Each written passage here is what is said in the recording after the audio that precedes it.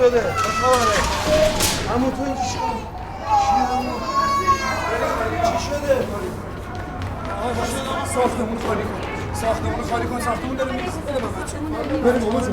رنا! چه خبره ما؟ رنا بودو بیا. نسیم. فرمانی من. بیا بری پایین ساختمون. آقا فلا چی شده؟ من نمیدونم فقط خالی کن این سری. رنا! بودو. برو پایین. نسیم.